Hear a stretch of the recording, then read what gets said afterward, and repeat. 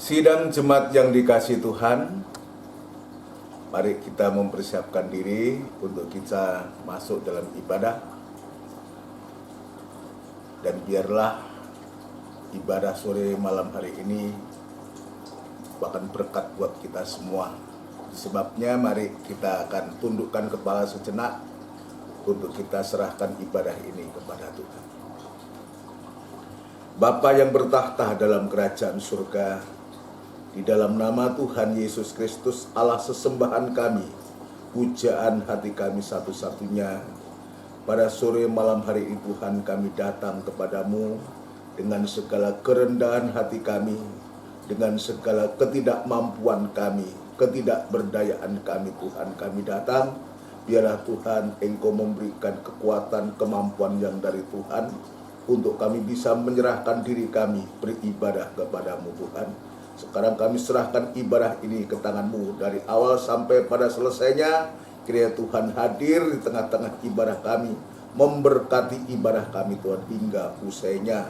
Itu sebabnya segala pekerjaan setan yang coba mengganggu, merintangi kami dalam bentuk apapun juga, ya Tuhan kami serahkan ke tangan-Mu, dan kami panggil nama-Mu yang penuh kuasa untuk mengusirkan segala pekerjaan setan itu di dalam nama Tuhan Yesus Kristus. Darah Kristus yang berkuasa. Terima kasih Tuhan, terima kasih seluruh pelayan-pelayan-Mu yang terkait dalam ibadah ini. Ya Tuhan kami serahkan ke tangan-Mu. Ya Tuhan menolong memakai kami sekalian untuk kami boleh memuji, membesarkan nama Tuhan. Terima kasih Bapa di surga, terima kasih. Kami mau memuji, memuliakan Engkau, berikan urapan-Mu, roh puji-pujian yang dari Engkau, supaya persembahan pujian yang sederhana ini juga berkenan di hadapan Engkau Tuhan. Terima kasih, di dalam nama Tuhan Yesus Kristus kami alaskan doa dan sembahyang kami. Haleluya. Amin. Puji Tuhan, saudara sekalian. Mari kita mempersiapkan diri untuk memuji Tuhan, dan kita akan mulaikan ibadah kita lewat pujian nomor 228. Nomor 228. Penuhi aku sekarang, 228.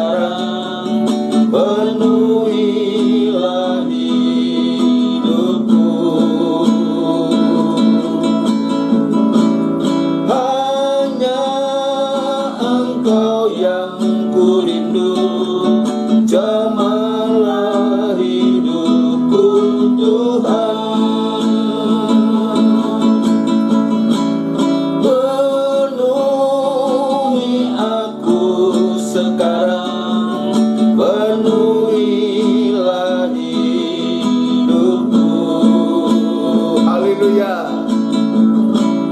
Hanya Engkau yang kurindu, jamalah hidupku Tuhan. Puji Tuhan, pujian ini merupakan suatu doa dan kerinduan kita kepada Tuhan untuk supaya betul-betul kasih firman dan Roh Kudus-Nya memenuhi kehidupan kami, kehidupan kita semua, sehingga kita betul-betul merasakan damai sukacita itu datangnya dari Tuhan untuk memberikan kekuatan, kemampuan kepada kita semua di masa-masa yang sulit di hari-hari ini. Puji Tuhan, biarlah ini kita nyatakan kepada Tuhan, kerinduan kita ini pastilah kalau kita meminta dengan benar, kita merindukan dengan benar, pasti Tuhan jua yang akan betul-betul mendengar seru doa dan kerinduan kita. Mari kita akan menyiapkan hati kita untuk kita masuk dalam firman Tuhan, biar kita meminta kepada Tuhan supaya hati kita ini disucikan oleh Tuhan. Puji Tuhan, kita akan lakukan pujian dari buku NR, saudaraku. NR nomor 143, sucikan dan kuduskan hati ini. Puji Tuhan. Haleluya.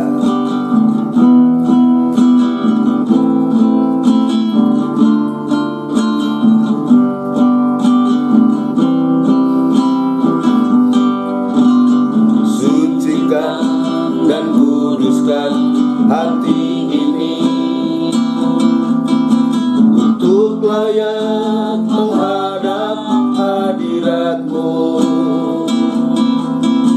Tubuh, jiwa, rohku kuserahkan padamu. Ku menyembah-Mu. Tinggikan nama-Mu ya Tuhan. Mulialah nama-Mu ya Tuhan. Tiada lain seperti Engkau ya Allahku. Besar kuasa-Mu.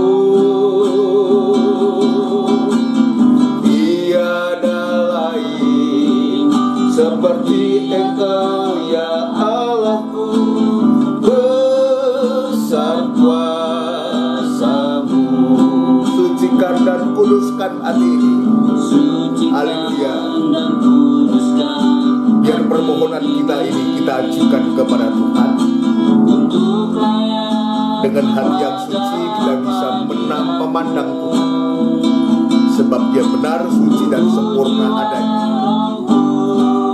Kuserahkan padamu, ku menyembah-Mu. Haleluya. Tinggikan nama-Mu ya Tuhan. Haleluya. Mulialah nama-Mu ya Tuhan. Tiada lain seperti Engkau ya Allahku. Besar kuasa-Mu. Tiada lain seperti Engkau ya Allahku. Besar kuasa-Mu. Haleluya. Kita bersama tundukkan kepala, kita akan berdoa untuk firman Tuhan. Benar Tuhan, sebab Engkau benar, Engkau kudus. Tanpa kekudusan-Mu Tuhan, tanpa kekudusan, maka kami tidak bisa memandang Engkau Tuhan. Itu sebabnya doa permohonan kami untuk kiranya ibadah ini Tuhan, sebelum kami mendengarkan firman-Mu, sebelum kami boleh melihat pribadi-Mu dalam firman-Mu, Biar Tuhan kuduskan hati ini Tuhan, untuk supaya kami layak untuk memandang pribadi-Mu di dalam firman-Mu Tuhan. Terima kasih Tuhan, terima kasih. Urapi firman-Mu dan urapi kami sekalian dalam pengurapan yang datangnya dari Engkau sendiri. Gereja-gereja lain yang bersamaan beribadah semacam di tempat ini ya Tuhan, kiranya Engkau juga menolong memakai para hamba-hamba-Mu bersama jemaat-Mu dimanapun hamba-hamba-Mu melayani. Berikan kasih-Mu, firman dan Roh Kudus-Mu, pengurapan-Mu Tuhan yang nyata, yang sama seperti apa yang kami rasakan di tempat ini. Terima kasih Tuhan, terima kasih pun hamba-Mu tetap berserah diri kepada-Mu Tuhan. Biar kemurahan dan belas kasihan-Mu tetap Tuhan nyatakan kepada hamba untuk mampu menyampaikan firman-Mu dengan benar dan murni, supaya firman-Mu ini merupakan jawaban dari segala masalah persoalan yang sedang kami hadapi di hari-hari ini. Sebab kami menyadari tanpa firman-Mu kami tidak berdaya apa-apa Tuhan, kami lemah. Itu sebabnya kami sangat membutuhkan firman-Mu Tuhan. Terima kasih Tuhan, terima kasih. Terima kasih Bapa, terima kasih. Seluruh sidang jemaat-Mu yang saat ini berada di rumah mereka masing-masing, yang juga saat ini sedang mendengarkan firman-Mu Tuhan, beribadah kepada-Mu. Biarlah kiranya Tuhan juga menolong, dudukkan sidang jemaat-Mu dengan baik untuk dia boleh mendengarkan firman-Mu dengan benar Tuhan. Tetap memberikan hati yang selalu merindukan Engkau, merindukan perkataan-Mu Tuhan. Terima kasih Bapa di surga, terima kasih sekali lagi. Mohon kemurahan dan pertolongan-Mu untuk kami bisa mendengarkan sabda-Mu Tuhan. Kami sambut sabda-Mu di dalam nama Tuhan Yesus Kristus. Haleluya. Amin. Puji Tuhan, saudara sekalian. Sekali lagi sebelum lanjut dalam pemberitaan firman Tuhan, saya mengucapkan selamat sore, shalom, sejahtera Tuhan kiranya tetap dilimpahkan kepada kita semua. Biarlah sore hari ini dalam ibadah doa dan penyembahan ini, ya firman Tuhan mendahului, menghentar kita, mendorong kita untuk supaya kita menjadi kehidupan yang suka menyembah kepada Tuhan. Ya, jadi firman dan Roh Kudus itu mendorong kita untuk kita bisa mampu menyembah Tuhan. Ya, mendorong kita untuk kita bisa menghadapkan diri kita ini kepada Tuhan dan kita bisa bertemu Tuhan. Ya, ini sebabnya kenapa kita membutuhkan firman Allah dalam urapan Roh Kudus itu, saudaraku. Sebab firman Allah dalam urapan Roh Kudus itulah yang menyucikan hati kita, ya, sehingga kita mengalami satu keubahan melalui penyucian. Sebab ayat mengatakan tanpa kesucian maka kita tidak bisa memandang Tuhan. Ya, tanpa kesucian maka kita tidak bisa memandang Tuhan. Ya, sebab Tuhan itu suci, firman itu suci, dan untuk kita, ya, tanpa kesucian kita tidak bisa mengerti firman Tuhan.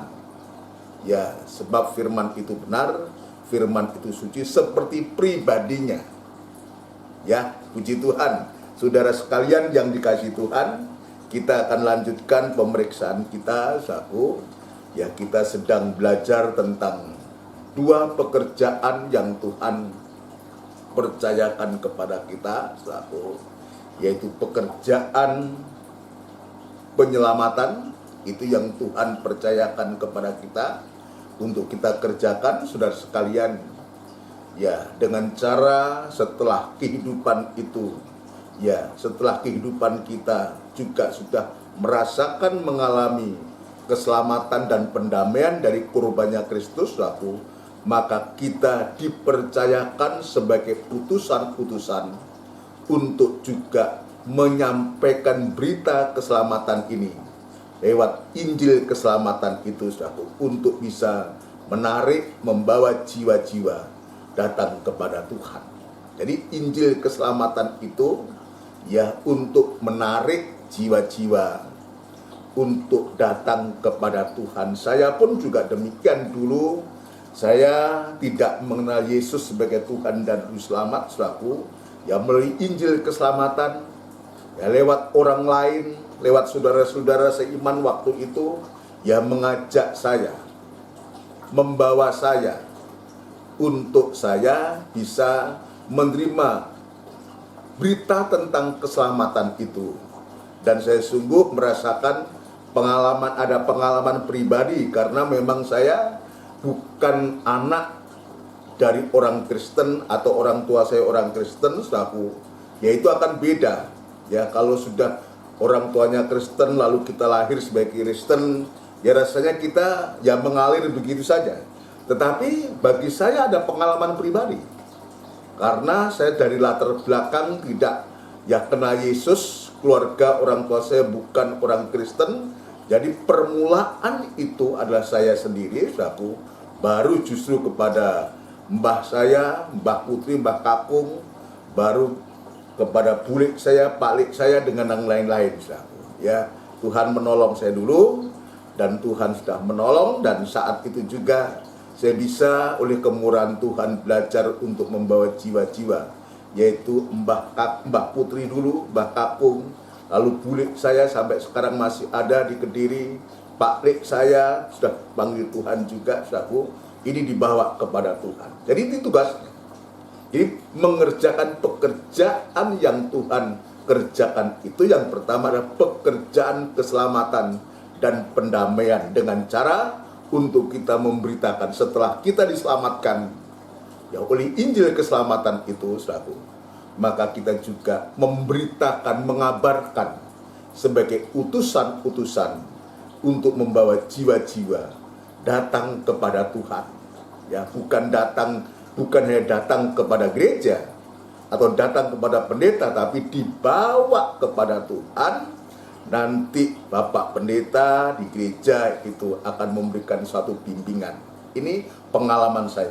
Sampai sewaktu-waktu saya bisa menyerahkan diri sepenuh kepada Tuhan untuk menjadi hamba Tuhan. Tahun 84 saya berangkat ke Surabaya, untuk ya masuk dalam lembaga Alkitab Lempinel ya sampai hari ini.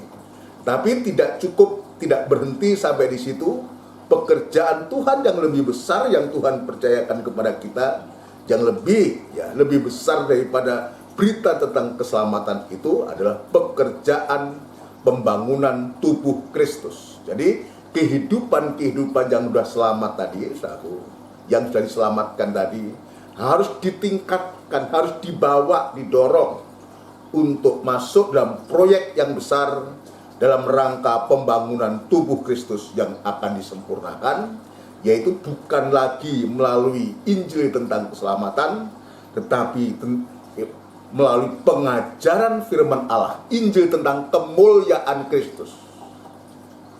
Itu firman pengajaran yang keras, yang lebih tajam daripada pedang bermata dua, untuk supaya sidang jemaat itu, kehidupan itu dipersiapkan oleh Tuhan lewat firman-Nya, lewat berita penyucian firman pengajaran itu, saudara sekalian, untuk sungguh-sungguh sampai pada akhirnya ya kita menjadi mempelai perempuan Tuhan yang siap untuk menyambut kedatangan Tuhan. Ketika Tuhan sudah sampai di rumah Bapa dan menyediakan tempat bagi kita, maka Dia akan datang kembali untuk membawa kita. Jadi ini logikanya memang masuk, saudaraku. Ya, kalau kehidupan itu ada satu perencanaan untuk menikah, saudaraku, secara jasmani, tentu pihak suami itu, pihak laki-laki itu, saudaraku, dia pasti berupaya untuk menyediakan tempat.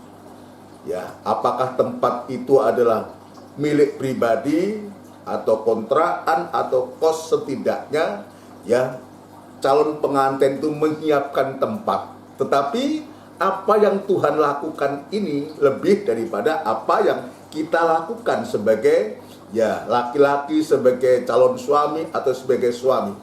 Tapi Dia pergi kepada Bapa betul-betul untuk menyediakan tempat bagi kita sekalian.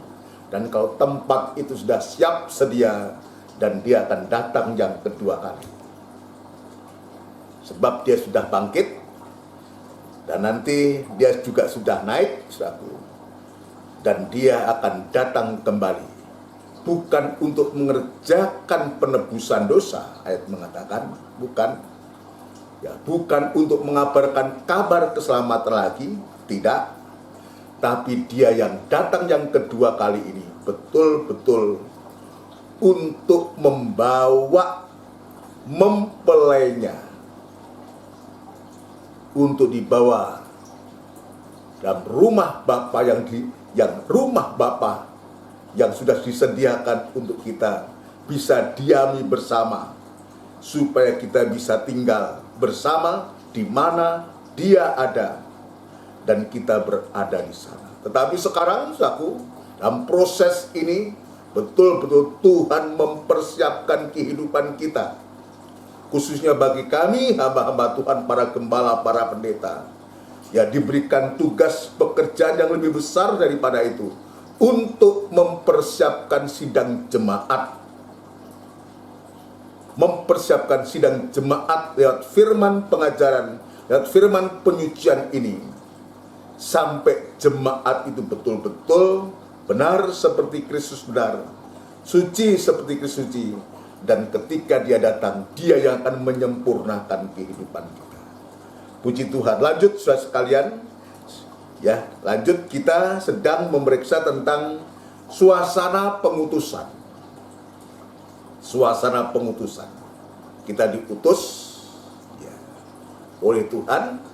Dan sekarang kita masuk dalam suasana pengutusan. Kita akan membaca ulang, saudaraku, membaca ulang dalam Injil Lukas pasal yang ke-10. Injil Lukas pasal yang ke-10, saudaraku. Membaca ulang Injil Lukas pasal yang ke-10. Ya, kita akan membaca ayat yang pertama. Ya, ayat yang kedua dan ketiga. Ayat pertama, kedua, dan ketiga. Begini bunyinya. Kemudian daripada itu, Tuhan menunjuk 70 murid yang lain, lalu mengutus mereka berdua-dua mendahulinya ke setiap kota dan tempat yang hendak dikunjunginya. Jadi betul-betul kita ini delegasi, utusan. Ya, kita diperintahkan untuk mendahuluinya. Ya, suruh berangkat dulu. Ya, suruh berangkat dulu, nanti Tuhan akan menyusul sebagai utusan. Ya, untuk mendahului. Ya, ini kalimat ini luar biasa buat kita. Artinya, ya, Tuhan itu juga tidak membiarkan kita sendiri, tetapi di mana kita berada sebagai utusan-utusan, maka yang mengutus itu pribadinya sendiri juga ada. Dan kita lihat, saudara, katanya kepada mereka, tuaian memang banyak. Jadi ini dikaitkan, pengutusan ini dikaitkan dengan tuaian. Tuaian itu apa? Jiwa-jiwa. Jiwa-jiwa yang harus dituai itu banyak. Tuaian itu, ya, tuaian memang banyak, tetapi pekerja sedikit. Karena itu mintalah kepada Tuhan yang empunya tuaian, supaya Ia mengirimkan pekerja-pekerja untuk tuaian itu. Ini merupakan suatu undangan kepada kita. Ya, tuaian terlalu banyak. Banyak jiwa-jiwa yang membutuhkan keselamatan. Ya, kalau saya di hari-hari ini sering mendengar suatu kesaksian-kesaksian dari orang-orang yang penerima Yesus sebagai Tuhan dan Juru Selamat, luar biasa, saudara. Luar biasa. Begitu banyak di hari-hari ini. Bagian tuaian ini, ya, tuaian itu banyak, tapi hanya sedikit pekerja-pekerja itu yang mau bekerja, ya, untuk menuai tuaian di mana Tuhan punya ladang ini. Yaitu sebabnya dikatakan, karena itu mintalah kepada Tuhan yang empunya tuaian supaya ia mengirimkan pekerja-pekerja untuk tuaian itu.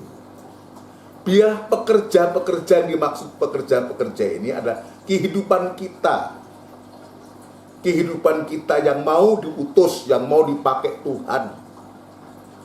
Ya, untuk mengerjakan pekerjaan keselamatan sampai membawa kepada tubuh Kristus yang sedang akan disempurnakan ini. Tuaian banyak jiwa-jiwa yang perlu dituai. Tapi Tuhan mengatakan pekerja sedikit. Biarlah lewat ayat ini kita mau membuka hati. Tuainya banyak, pekerjanya sedikit. Jadi artinya dibutuhkan pekerja-pekerja yang banyak untuk bisa menuai hasil tuaian itu, saudara sekalian. Ya, puji Tuhan. Selanjutnya, pergilah, sesungguhnya aku mengutus kamu seperti anak domba ke tengah-tengah serigala. Jadi suasana dari pengutusan ini disebutkan seperti anak domba di tengah serigala. Ya, coba kita pikirkan. Kita ini seperti diutus seperti anak domba di tengah-tengah serigala. Kalau orang Jawa bilang ini ulo marani gepuk, saudaraku. Ya, ulo marani gepuk. Sudah tahu ada serigala di situ berkumpul, saudaraku. Maka kita ditampilkan seperti anak domba, ya, harus berada di tengah-tengah serigala. Makanya saya mengatakan seperti ulo marani gepuk. Nah, di saat semacam itu, saudaraku, kemarin sedikit saya sudah menyinggung, dan sekarang saya akan pertegas lagi, saudaraku. Di saat semacam itu, apa yang dibutuhkan oleh anak-anak domba ini? Apa yang dibutuhkan oleh anak domba ini? Sebab anak-anak domba akan menjadi ancaman bagi serigala. Untuk mudah untuk bisa menerkam anak-anak domba ini, saudara sekalian. Anak domba yang lemah dan tidak berdaya. Ini digambarkan kehidupan kita, diutus oleh Tuhan semacam itu. Nah, itu sebabnya kalau kita menyadari, saudara sekalian, bahwa kita lemah, tidak berdaya, tidak ada kemampuan apa-apa, maka yang dibutuhkan dari anak-anak domba ini, kemarin saya mengatakan hanya satu. Yang dibutuhkan anak-anak domba, justru dia berada di tengah-tengah serigala ini. Ada satu kebutuhan dari domba-domba ini, ya, yaitu hadirnya seorang gembala. Tapi ayat 1 tadi sudah menjelaskan, saudaraku. Ya, ayat 1 tadi sudah menjelaskan, dia katakan, ya, lalu mengutus mereka berdua-dua mendahulunya ke setiap kota dan tempat yang hendak dikunjunginya. Jadi ini kebutuhan. Ini kebutuhan. Hadirnya Yesus itu sebagai seorang gembala. Dia gembala yang agung itu satu. Ini penting bagi kawanan domba. Ini penting. Kalau tidak, saudaraku, sudah barang tentu, ya, domba-domba ini akan terancam. Keberadaan domba-domba di tengah-tengah serigala ini, dan serigala akan mengancam, bisa mencabik-cabik, bisa memporak-porandakan, ya, domba-domba ini. Tetapi syukur kepada Tuhan bahwa Tuhan itu tidak membiarkan. Dia mengutus, dia bertanggung jawab, dia tidak membiarkan Dia pasti hadir untuk melindungi domba-dombanya. Murid-murid mendahulunya, ya, dan dia akan menyusul kemudian. Artinya bahwa gembala ini kebutuhan pokok untuk bisa menolong,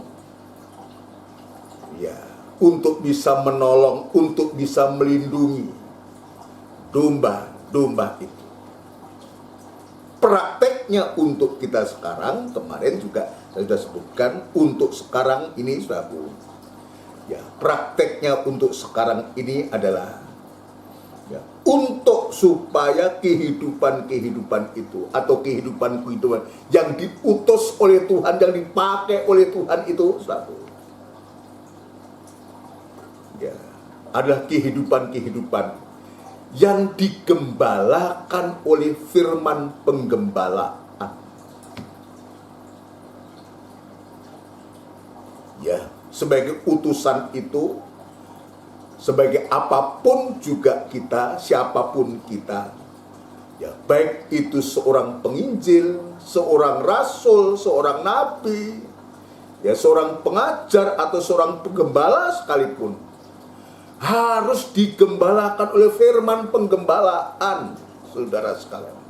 Harus digembalakan. Bagaimana kita mau menggembalakan kalau kita tidak mau digembalakan oleh Tuhan? Bagaimana kita mau memberitakan Injil kalau kita tidak digembalakan oleh Tuhan? Rasul, nabi sekalipun, pengajar sekalipun, harus digembalakan oleh firman penggembalaan. Untuk apa? Untuk supaya firman penggembalaan itu akan betul-betul menjaga, melindungi, dan memelihara kita, untuk kita bisa bekerja, dan sekaligus kita dimampukan oleh firman penggembalaan itu untuk bisa mengatasi halangan dan hadangan dari serigala-serigala yang ada di sekitar kita. Saudara sekalian, siapa serigala-serigala itu, saudaraku? Kemarin saya menyebutkan serigala ini adalah kejahatan dunia ini yang digerakkan oleh setan. Serigala ini juga menunjuk kepada setan yang pekerjaannya juga membunuh, mencabik-cabik, memporak-porandakan, membinasakan. Ini serigala. Ya, itu sebabnya ketika Tuhan Yesus dia memberitakan Injil, saudaraku, datang seorang orang Farisi datang kepada Yesus memberitahu, ya, memberitahu untuk supaya cepat kamu pergi aja. Ya, memberitahu Yesus supaya Tuhan Yesus pergi karena Herodes itu akan membunuh Tuhan Yesus. Membunuh Tuhan Yesus. Lalu Tuhan Yesus mengatakan, katakan kepada si serigala itu, katakan kepada si serigala itu, katakan kepada si serigala itu, hari ini aku bekerja, besok aku bekerja, dan pada hari yang ketiga akan selesai. Jadi artinya apa? Serigala itu juga sama dengan Herodes. Herodes ini gambar dari setan yang pekerjaannya jahat, membinasakan, tetapi dia juga membunuh atau membenci. Itu sebabnya ketika dia dapat kabar dari orang Farisi ini, dia katakan, saudaraku, dia hendak membunuh engkau. Dia katakan kepada si serigala itu. Ini halangan yang ada. Ini halangan yang ada. Tantangan yang ada. Tetapi kita tetap yakin. Kenapa saya mengatakan kita penting adanya firman penggembalaan ini? Kita diajar dalam firman penggembalaan 3 macam ibadah ini, saudaraku. Ada ibadah raya, ada ibadah PA, ada ibadah doa penyembahan. Maksudnya apa dengan 3 macam ibadah ini? Ya, ini menunjuk ruangan suci untuk supaya kita tetap dalam kesucian Allah. Jadi firman penggembalaan itu untuk supaya kita tetap dalam kesucian Allah dan kita tetap dalam perlindungan Allah, terutama ketika kita diperhadapkan di hari-hari, di masa-masa yang sulit, di hari-hari ini, saudara sekalian. Puji Tuhan. Ini yang Tuhan tunjukkan. Dia berada. Dia tidak membiarkan kita. Itu sebabnya kamu mendahului ke tempat apa yang akan dituju oleh Tuhan. Artinya Tuhan itu dia tidak membiarkan kita. Dan memang di saat semacam itu, kebutuhan dari anak-anak domba ini ada seorang gembala. Puji Tuhan. Artinya bahwa ketika kita diperhadapkan dengan situasi yang sulit sekalipun, dengan keadaan yang sulit sekalipun, di tengah-tengah serigala sekalipun, bahwa Tuhan itu tidak pernah membiarkan kita.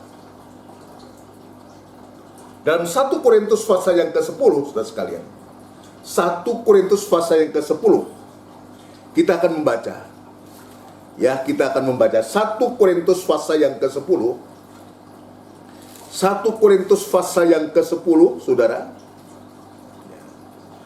Ayat yang ke-13. Kita lihat bagaimana Tuhan itu ingin membuktikan bahwa dia tidak pernah meninggalkan kita. Dia yang mengutus, dia yang bertanggung jawab. Ya, ayat yang ke-13. Pencobaan yang kamu alami ialah pencobaan biasa yang tidak melebihi kekuatan manusia, ya, yang tidak melebihi kekuatan manusia. Artinya, ya, Tuhan memberikan kemampuan kalau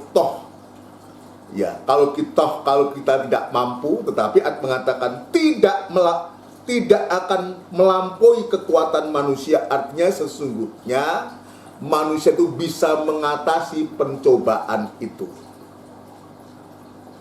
Bisa mengatasi situasi apapun itu. Katakanlah kita berada di tengah-tengah serigala sekalipun, saudaraku.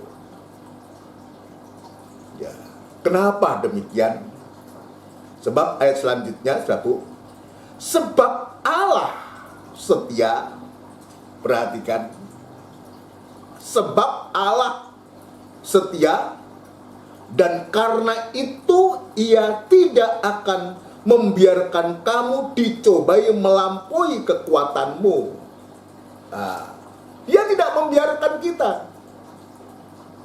Dia tahu kemampuan kita.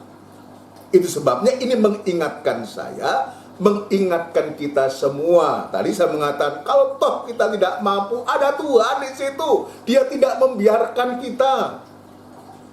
Sekalipun mungkin kita di tengah-tengah bahaya sekalipun, di tengah-tengah serigala sekalipun. Nanti saya akan tunjukkan contoh jemaat yang menghadapi hal semacam itu. Menghadapi hal yang semacam itu.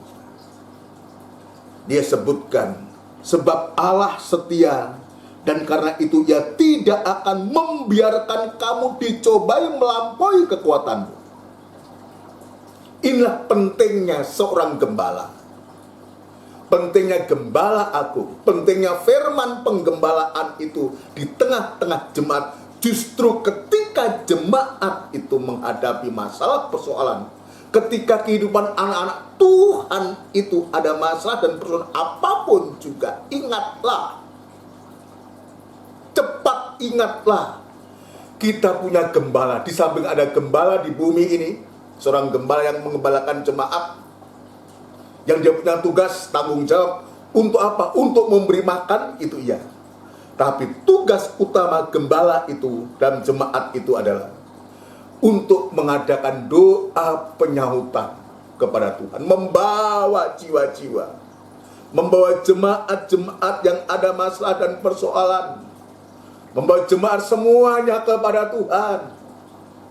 Dan gembala agung itu, pemelihara jiwa itu, dia yang akan memberikan pertolongan. Gembala di bumi dia mengangkat dalam doa syafaatnya. Gembala agung pemelihara jiwa itu yang akan menolong, yang akan menyelesaikan masalah-masalah itu yang sedang dihadapi oleh kita semua. Perhatikan, pada waktu kamu dicobai, ia akan memberikan kepadamu jalan keluar. Memberikan jalan keluar, mungkin dia tidak secara langsung nyata, ya tidak, tetapi Tuhan memberikan jalan, memberikan cara kepada kita. Kenapa? Sebab kita punya akal budi untuk kita bisa berpikir, ya, untuk kita bisa bertindak. Dia katakan, pada waktu kamu dicobai, ia akan memberikan kepadamu jalan keluar. Lewat pikiran hati kita, lewat perasaan angan-angan kita, untuk kita bisa melakukan perkara-perkara yang Tuhan tunjukkan kepada kita, yang Tuhan yakinkan kepada kita, untuk kita bisa melangkah, untuk kita bisa bertindak,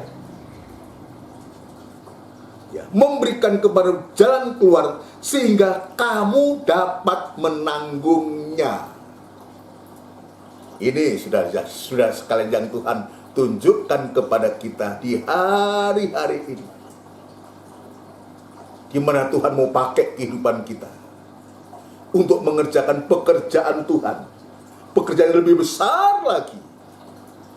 Dan Tuhan seolah mengutus kita untuk kita dibawa seperti anak domba di tengah-tengah serigala sekalipun. Kembali, tetap kita diingatkan, kita diyakinkan bahwa kita tidak dibiarkan sendiri. Dia serta, dia ada untuk memberikan jalan keluar untuk kita bisa melakukan pekerjaan Tuhan, tidak terhambat oleh apapun juga. Ya, ini saya harus banyak mengaku di hadapan Tuhan. Tuhan sudah memberikan jalan, selalu memberikan jalan. Tapi seringkali keinginan kita, daging kita ini, yang menutup jalannya Tuhan justru. Padahal Tuhan sudah membuka jalan, memberikan jalan. Tapi justru kita sendiri seringkali yang menghambat jalannya Tuhan. Sikap kita, perbuatan kita, pikiran kita, angan-angan kita, tindakan kita justru menghambat, menghadang jalan yang Tuhan berikan kepada kita. Jadi membuka hatiku, membuka hati kita.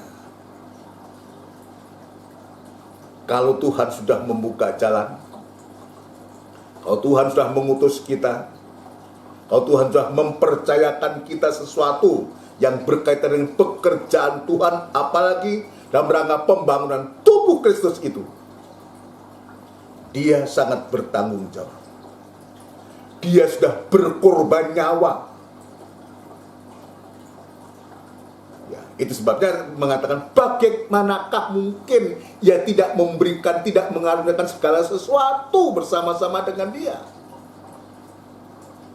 Kalau saya nyawa saya diserahkan untuk keselamatan kita, untuk pembenaran kita, mana mungkin Tuhan itu tidak memberikan, termasuk memberikan pemeliharaan, perlindungan, jalan keluar, dan semua. Ya, saudara sekalian, ini luar biasa. Dan itu sebabnya, saudaraku, ketika kita sini disebutkan, sudah aku sebutkan dalam Injil Lukas pasal yang ke-10 ayat yang ketiga tadi, saudaraku, ya. Ya, sesungguhnya aku mengutus kamu seperti anak domba di tengah-tengah serigala ini. Ini buat daging kita. Bagaimana mungkin ini bisa? Daging kita, perasaan kita, angan-angan kita. Bagaimana bisa kayak begini? Tapi kalau Tuhan yang mengutus, Tuhan juga yang memberikan jalan keluar untuk kita. Yang penting, saudara sekalian, ini yang saya harus tunjukkan kepada kita. Yang terpenting, biar kita menempatkan diri sebagai anak domba. Sebagai domba yang lemah dan tidak berdaya.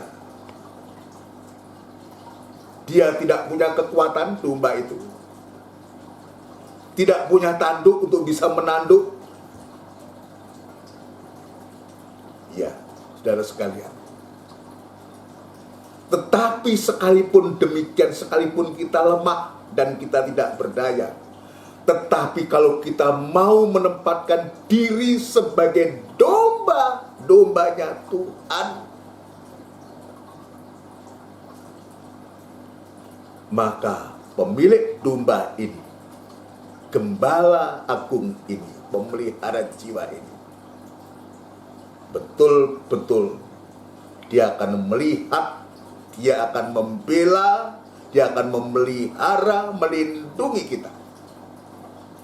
Asalkan tadi saya mengatakan, kita yang lemah dan tidak berdaya ini bisa menempatkan diri sebagai domba-domba yang taat dan dengar-dengaran. Sebagai domba-domba yang hanya berserah kepada Tuhan, Sang Gembala Agung itu, pemelihara jiwa. Dalam Injil Yohanes pasal yang ke-10,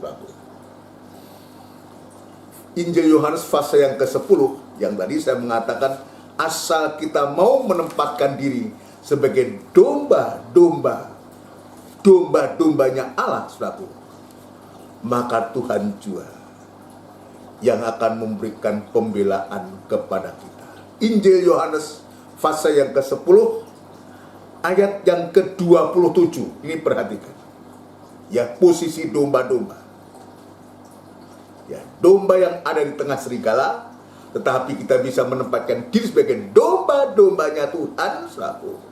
Domba-domba utusan Tuhan yang diutus oleh Tuhan. Maka ayat yang ke-27 mengatakan, domba-dombaku mendengarkan suaraku. Ini penting. Tadi saya mengatakan, ketika anak domba itu di tengah-tengah serigala, kebutuhan pokok dari anak domba itu hanya satu, yaitu adalah peran dari gembala. Nah, sekarang ayat mengatakan, domba-dombaku mendengarkan suaraku. Menjadi domba-domba yang selalu mendengar suaranya Tuhan. Kehidupan anak-anak Tuhan, kehidupan jemaat Tuhan, yang selalu rindu untuk mendengarkan firman penggembalaan itu, saudara sekalian. Rindu, tapi seringkali kita acuh tak acuh firman penggembalaan. Ibadah membuang waktu. Ini yang seringkali kita katakan, saudara. Ya, bahkan tidak sedikit orang yang menghina firman penggembalaan ini, saudara. Padahal sesungguhnya kalau kita betul-betul kita menempatkan diri sebagai domba-domba piaraan gembala, domba-dombanya Gembala Agung, pemelihara jiwa itu, kita lihat bagaimana. Maka Tuhan mengatakan, domba-dombaku mendengarkan suaraku. Dia tampil sebagai gembala. Domba-dombaku mendengarkan suaraku, dan aku mengenal mereka. Kita dikenal oleh Tuhan. Kita dikenal. Kita mendengar suaranya gembala. Kita dikenal. Aku mengenal mereka. Ya. Aku mengenal mereka dan mereka mengikut aku. Jadi mendengar, dia dikenal, dan domba-domba itu mengikut aku, mengikut gembala, mengikut firman penggembalaan untuk hari-hari ini. Mendengar suara firman penggembalaan, ikut kepada gembala, karena kita kehidupan anak-anak yang dikenal. Haleluya. Kehidupan yang dikenal, saudara sekalian. Nah, itu sebabnya bagi kita bersyukur, berterima kasih kalau Tuhan sudah menolong kita. Sampai hari ini kita diizinkan oleh Tuhan untuk kita bisa melakukan apa yang harus kita lakukan, yang Tuhan percayakan kepada kita. Saya lanjutkan, saudara sekalian. Dan aku memberikan hidup yang kekal. Ini hidup kekal lebih dari semua, saudaraku. Ini gak tanggung-tanggung yang Tuhan berikan kepada kita. Gembala agung itu, kalau kita bisa menempatkan diri sebagai anak domba, sekalipun kita ditempatkan di tengah-tengah serigala sekalipun, saudara sekalian, maka bukan saja perlindungan, bukan saja pemeliharaan, tapi dia memberikan jaminan yang pasti kepada kita. Dan aku memberikan hidup yang kekal kepada mereka, dan mereka pasti tidak akan binasa sampai selama-lamanya. Ini sama dengan kita dibawa ke rumah Bapa untuk kita tidak terpisahkan lagi.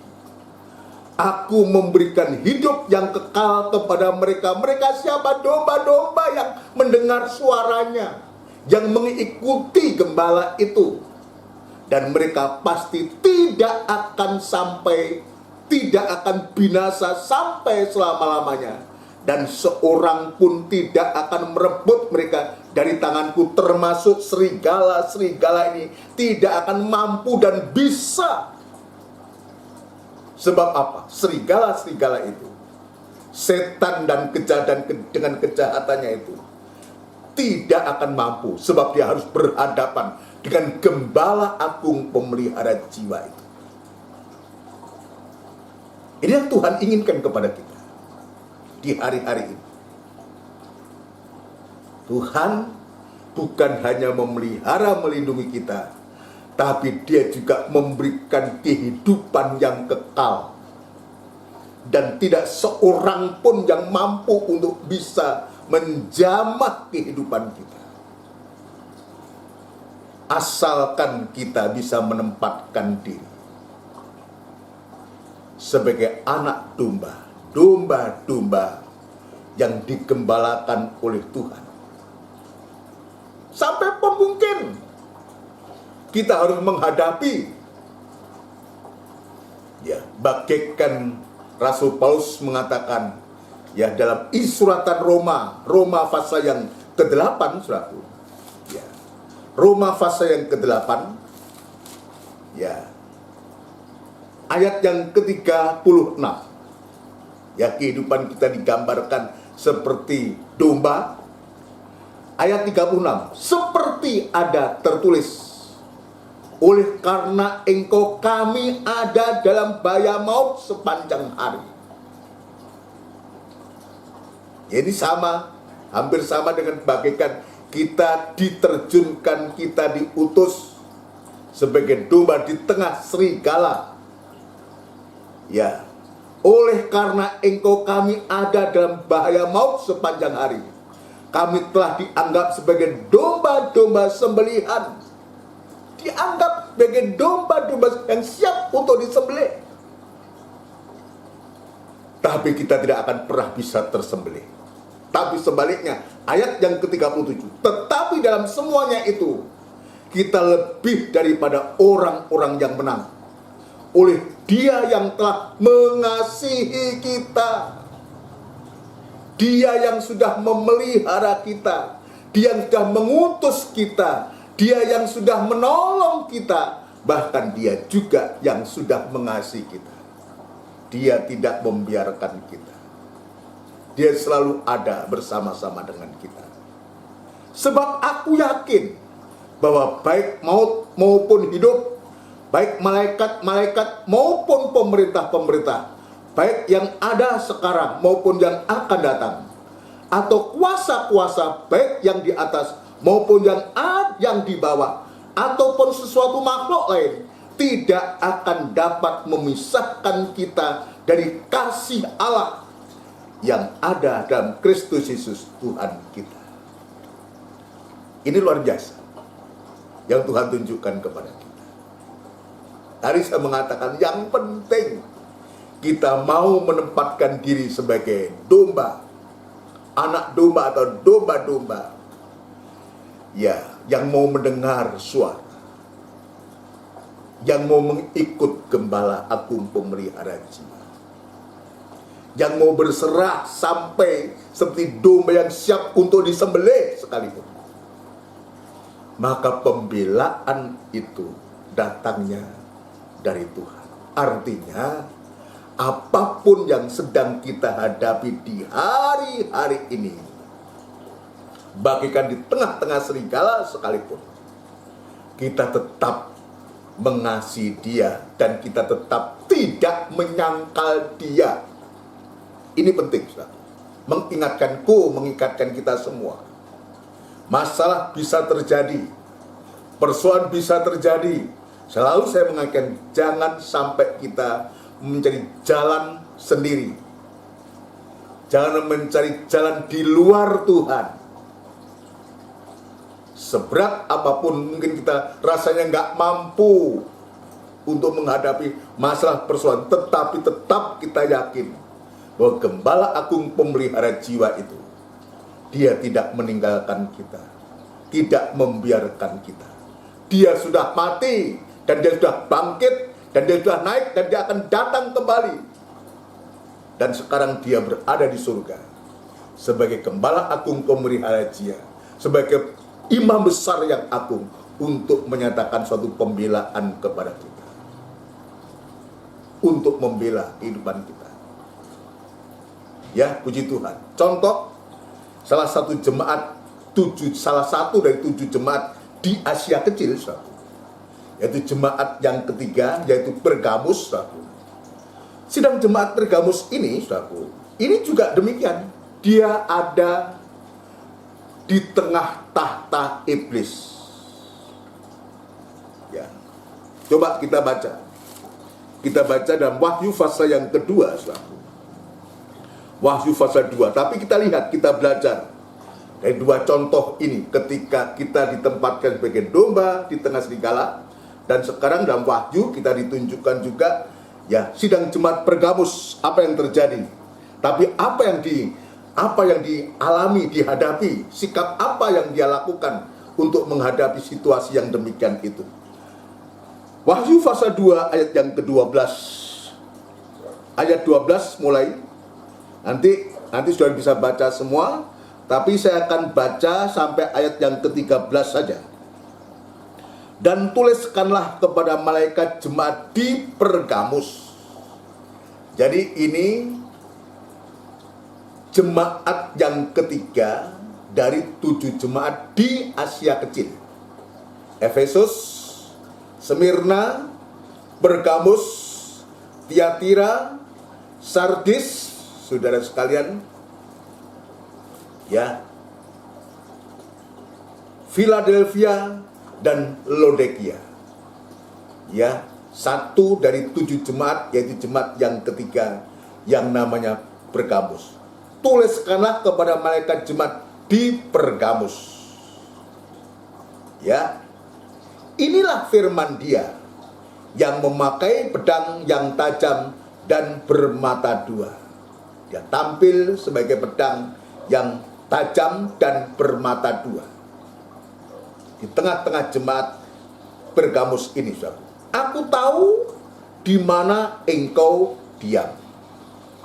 Jadi Dia yang berfirman, itulah Tuhan Yesus, saudara. Dia katakan, aku tahu di mana engkau diam. Di mana engkau berada saat itu, saat ini.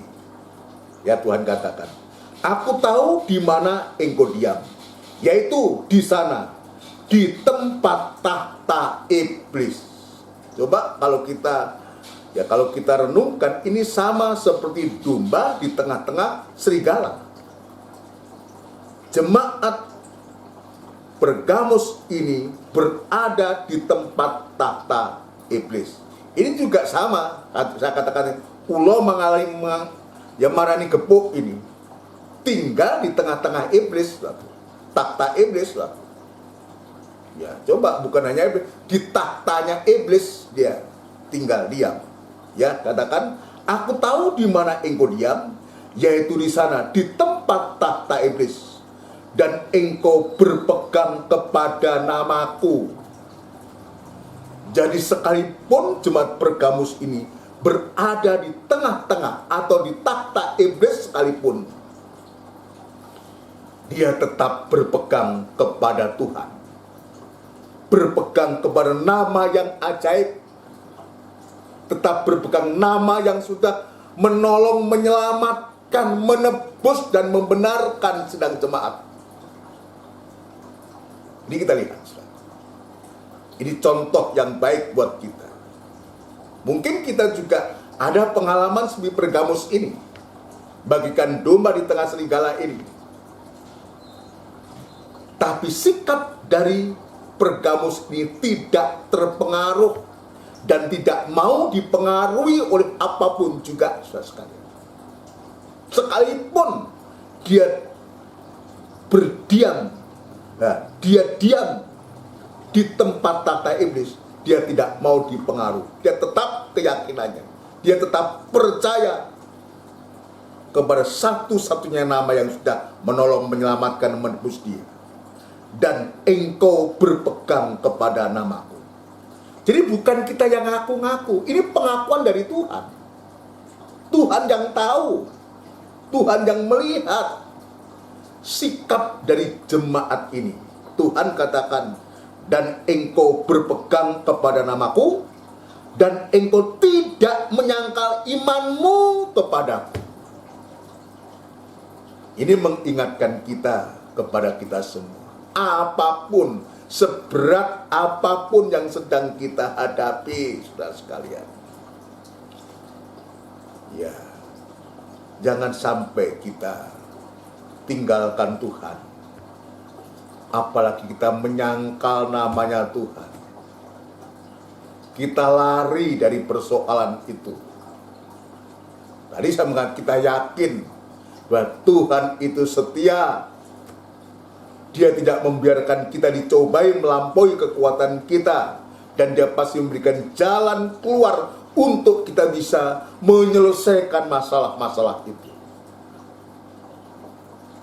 Kedua, jika Tuhan izinkan seperti apa yang dihadapi oleh Pergamus ini, saudara sekalian, penderitaan, sengsara, atau apapun juga, masalah persoalan ekonomi, masalah rumah tangga, masalah ibadah, masalah pelayanan itu, kita ingat bahwa Tuhan itu tidak membiarkan kita. Biar kita tetap menempatkan diri sebagai domba yang selalu mendengar suaranya, tetap mengikut dia. Kita pasti selalu dikenal. Itu sebabnya dia katakan, aku tahu di mana engkau dia. Kenapa demikian? Sebab Gembala Agung pemelihara jiwa, dia tahu dimanapun kita berada.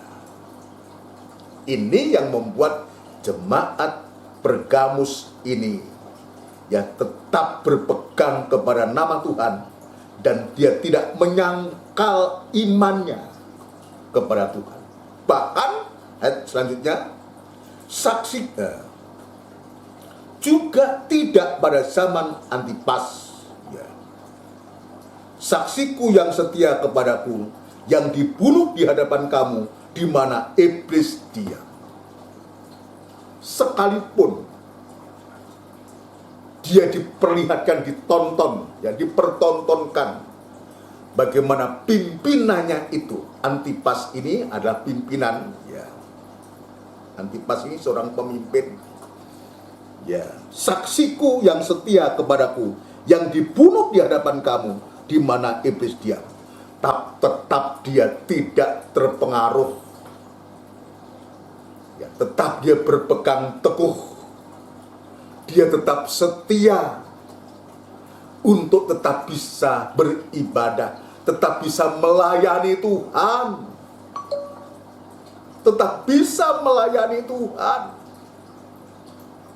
tetap setia kepada. Kenapa? Sampai segitunya. Yohanes pasal yang ke-10 tadi jelas mengatakan, aku akan memberikan kehidupan kekal kepadamu. Ini penting, saudara. Ya, ini penting. Apa yang disampaikan oleh Tuhan ini.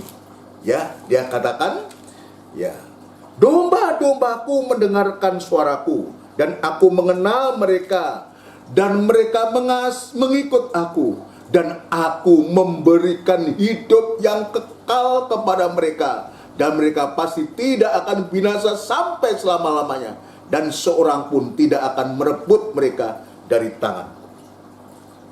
Mungkin juga seperti, ya, Antipas ini, saksi yang disebutkan, yang saksiku yang setia itu, ya, zaman Antipas, saksi yang setia mungkin juga bisa dibunuh seperti Antipas ini.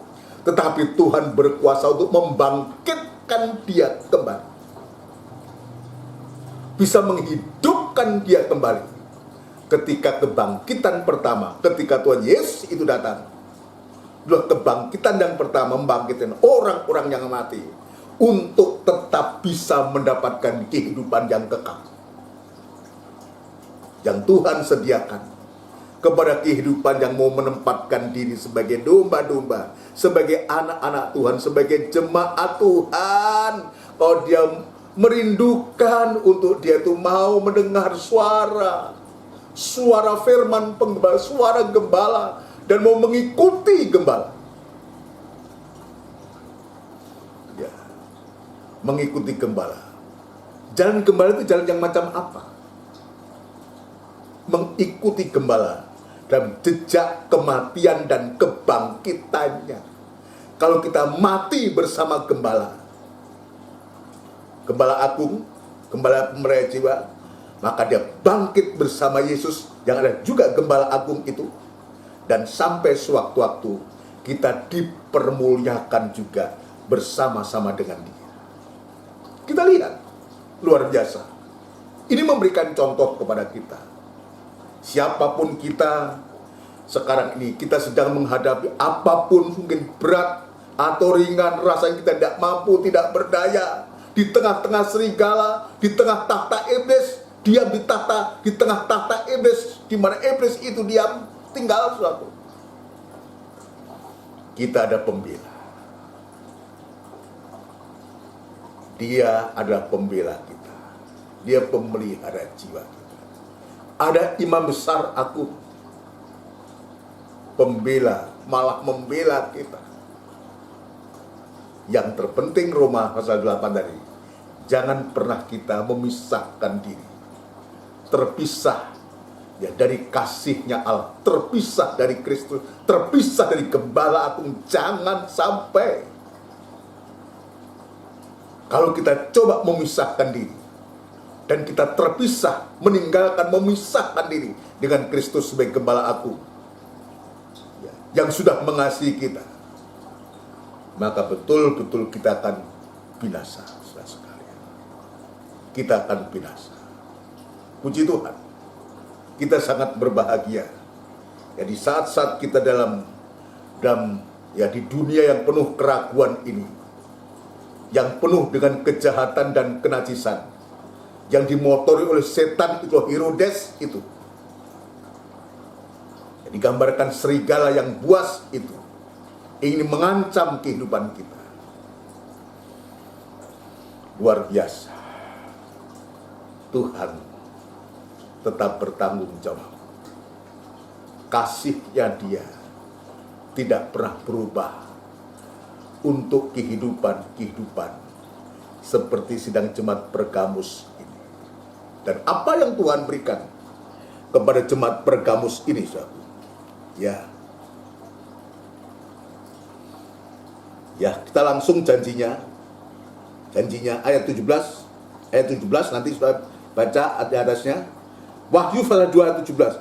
Siapa bertelinga, hendaklah ia mendengarkan apa yang dikatakan Roh kepada jemaat-jemaat.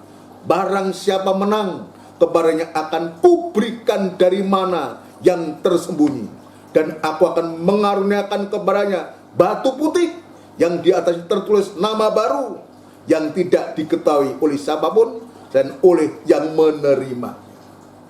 Nama yang baru. Siapa nama yang baru itu? Saya singkatkan saja.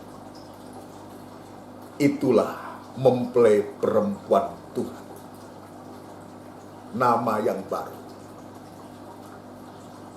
Kepada 7 wanita dalam Yesaya pasal 4, dia katakan, makanan ku cari sendiri, pakaian ku cari sendiri.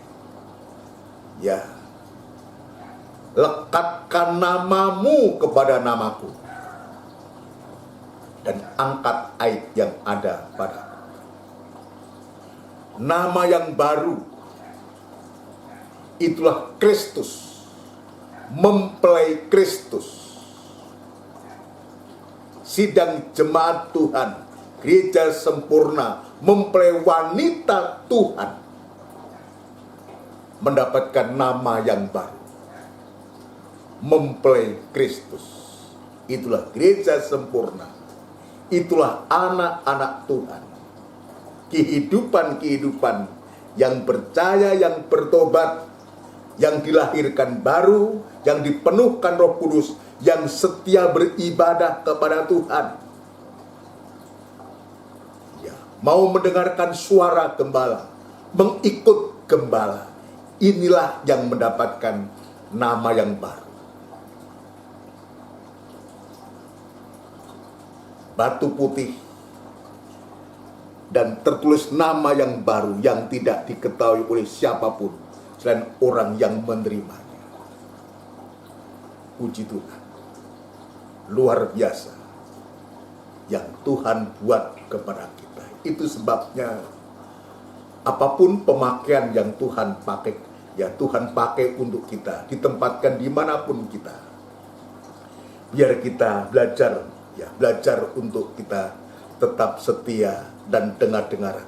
Bagaikan ya seekor domba yang menempatkan dirinya sebagai domba-domba yang tergembala, digembalakan dan tergembala. Sebab Tuhan punya rancangan yang begitu besar kepada kita.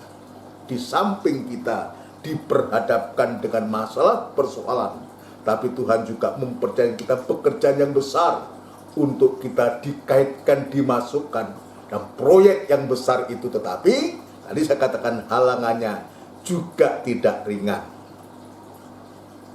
Ya, tidak ringan. Kita diperhadapkan dengan serigala-serigala. Kita harus dihadapkan dengan taktanya iblis itu. Tapi satu hal yang Tuhan tunjukkan lewat firman Tuhan, karena keberadaan Tuhan, penyertaan Tuhan, maka kita tidak akan pernah, ya, kalau kita satu dengan kasih-Nya, maka tidak ada satu yang bisa memisahkan kita. Sekalipun kita seperti domba yang siap untuk disembelih, sekalipun kita domba di tengah-tengah serigala, tapi Tuhan tidak membiarkan kita. Amin, saudara sekalian. Mari kita akan mempersiapkan diri untuk masuk dalam doa bersama. Saudaraku, kita akan melakukan pujian, saudaraku, akan melakukan pujian dalam buku NR nomor 213, ku dijangkaunya. Dimanapun kita berada, apapun keadaan kita, Dia sanggup untuk menjangkau kita. Mari kita pujikan NR 213.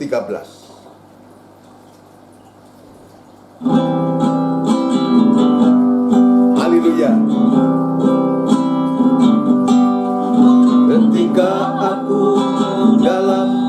kesesakan.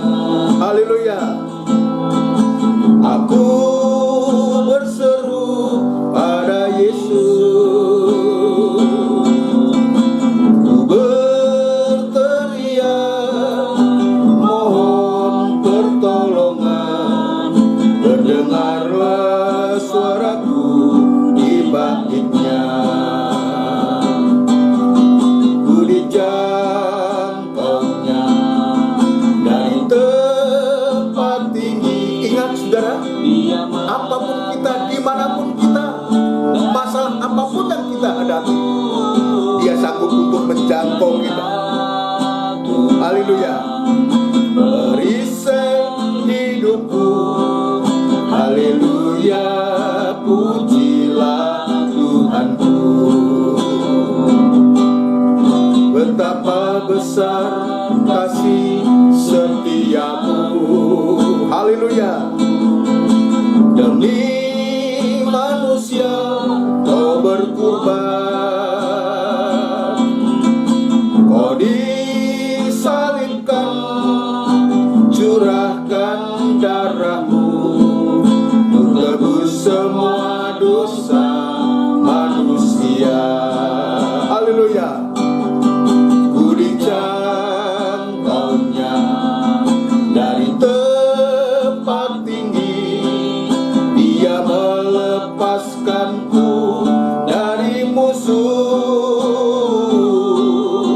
Jadilah Tuhan perisai hidupku, haleluya, pujilah Tuhan. Ku dijangkaunya, ku dijangkaunya dari tempat tinggi, Dia melepaskanku dari musuh. Dia lepaskan kita dari musuh, dari serigala yang kuas, dari setan dengan pekerjaannya. Haleluya. Haleluya, pujilah Tuhanku. Haleluya. Haleluya, pujilah Tuhanku. Haleluya. Kita tundukkan kepala bersama. Terima kasih Tuhan. Terima kasih, terima kasih. Terima kasih Tuhan. Terima kasih. Engkau tahu dimanapun kami berada. Engkau juga tahu apapun keadaan kami di hari-hari ini Tuhan. Engkau sanggup menjangkau kami, menjamah kami, menolong kami, melepaskan kami dari segala masalah persoalan. Itu sebabnya Tuhan, biarlah Tuhan pada saat ini, Tuhan, kami boleh berterima kasih kepadamu untuk lawatan-Mu saat sore malam hari ini Tuhan. Dan sungguh kami merasakan, hamba-Mu sendiri merasakan, Engkau sudah menolong kami Tuhan. Firman-Mu sudah memberikan pencerahan kepada kami. Firman sudah menolong kami atas segala masalah persoalan yang di hari-hari ini sedang kami hadapi Tuhan. Ketakutan, kekhawatiran, kegelisahan, kecemasan yang menyangkut kehidupan kami pribadi, yang menyangkut masalah persoalan nikah rumah tangga kami, yang menyangkut ibadah pelayanan kami, pekerjaan Tuhan yang Engkau percayakan kepada kami. Namun demikian kami bersyukur Engkau sudah memberikan jalan keluar yang terbaik untuk kami Tuhan, untuk supaya kami tetap setia mengiring Engkau sampai Engkau datang yang kedua kali, sampai pembelaanmu nyata kepada kami Tuhan. Terima kasih dan kami yakin itu Tuhan. Kami yakin Tuhan. Terima kasih. Terima kasih Tuhan, kiranya firman-Mu boleh tersimpan dan termeterai dalam hati kami dan menjadi iman dan kami boleh praktekkan dalam setiap kehidupan kami. Terima kasih Tuhan. Terima kasih di dalam nama Tuhan Yesus Kristus. Haleluya. Amin. Puji Tuhan, saudara sekalian yang dikasihi Tuhan, demikianlah rangkaian ibadah dan ibadah doa pada malam hari ini yang sudah memberkati kita semua. Jadwal ibadah kita nanti kita akan kembali dalam ibadah raya hari Minggu Ya, sore jam setengah 6, jam setengah 6 sore tepat, saudaraku, dimulai dan dilanjutkan nanti hari Rebunya PA dan hari Kamis doa penyembahan semacam sekarang ini. Kita tetap berdoa, saudaraku, kita nyatakan kerinduan kita kepada Tuhan, ya, untuk kita bisa selekasnya bisa beribadah di gereja, bisa beribadah tatap muka, tetapi semuanya kita serahkan kepada Tuhan. Biar Tuhan yang atur, Tuhan buka jalan, biar Tuhan juga memberikan kerinduan untuk kita semua, untuk supaya betul-betul kita ya tergembala dengan baik oleh firman penggembalaan lewat seorang gembala yang Tuhan percayakan.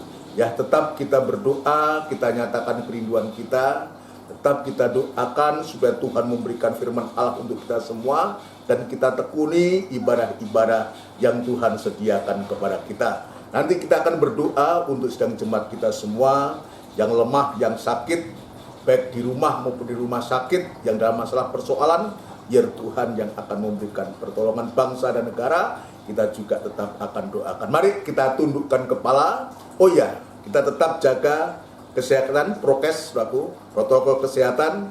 Ya, di hari-hari ini masih juga banyak, baru kemarin sudah kita yang di rusun juga ya dipanggil Tuhan, ya dinyatakan positif COVID, meninggal, ya dipanggil Tuhan. Tapi kita yakin apapun caranya Tuhan, pasti Tuhan ya yang bertanggung jawab itu memberikan tempat yang terindah. Dia juga seorang pelayan Tuhan, yang dulu membantu kami, membantu ketika saya masih melayani di rusun Menanggal, yang namanya Bapak Heri dari gereja Betel Tabernakel. Ya, kita doakan keluarga yang ditinggalkan diberikan kekuatan dan penghiburan. Kita tundukkan kepala.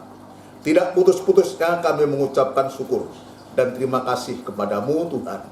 Engkau sudah menolong, menyertai, memberkati kami dengan firman Tuhan. Biarlah firman-Mu betul-betul tersimpan dalam hati kami dan menjadi iman, dan kami boleh praktekkan firman-Mu dalam kehidupan kami sehari-hari, khususnya untuk ibadah pelayan kami. Tuhan, untuk kami tetap giat melayani Engkau sampai Engkau datang yang kedua kali. Terima kasih Tuhan. Terima kasih tetap memberikan kerinduan kepada kami untuk selalu merindukan Engkau, merindukan ibadah yang Engkau sudah sediakan. Biar kami belajar untuk menekuninya Tuhan. Berikan firman Allah, berikan kasih dan roh-Mu kepada kami hamba-Mu dan kepada seluruh sidang jemaat-Mu semua. Terima kasih Tuhan. Sekarang kami membawa sidang jemaat Tuhan yang Engkau tebus dengan darah yang mahal itu kepadamu kembali. Ya Tuhan, apapun keadaan jemaat-Mu yang dihadapi oleh jemaat-Mu, ya Tuhan, Engkau yang mengetahui, dan hamba-Mu yakin dan percaya Engkau jua yang juga sanggup menolong, memberikan jalan keluar apa yang sedang dihadapi oleh sidang jemaat-Mu semua Tuhan. Yang lemah biar Tuhan kuatkan, yang dalam proses pemulihan sudah Teddy, di Tuhan juga jamah dan sembuhkan, yang sakit Tuhan jamah, yang dalam duka cita Engkau memberikan kekuatan dan penghiburan kepada keluarga yang ditinggalkan Tuhan. Terima kasih Bapa. Makasih yang di hari-hari ini Tuhan yang membutuhkan pekerjaan Tuhan, Engkau juga buka jalan yang merintis pekerjaan baru Tuhan. Tidak henti-hentinya kami mendoakan Engkau membuka jalan yang sudah bekerja di kota, di luar pulau sekalipun. Engkau juga ada di sana. Engkau menyertai, memberkati senantiasa. Penyertaan-Mu Tuhan tidak pernah berubah. Terima kasih Tuhan, terima kasih Tuhan, terima kasih. Masalah persoalan yang dihadapi jemaat-Mu, nikah, rumah tangga, keluarga mereka, Tuhan Engkau juga memberikan jalan keluarkan.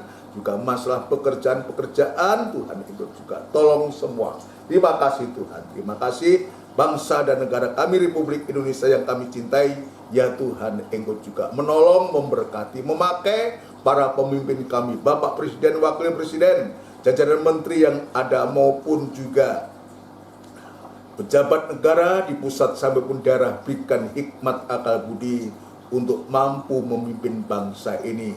Bencana alam di mana-mana, di sana juga ada anak-anak ketebusan-Mu.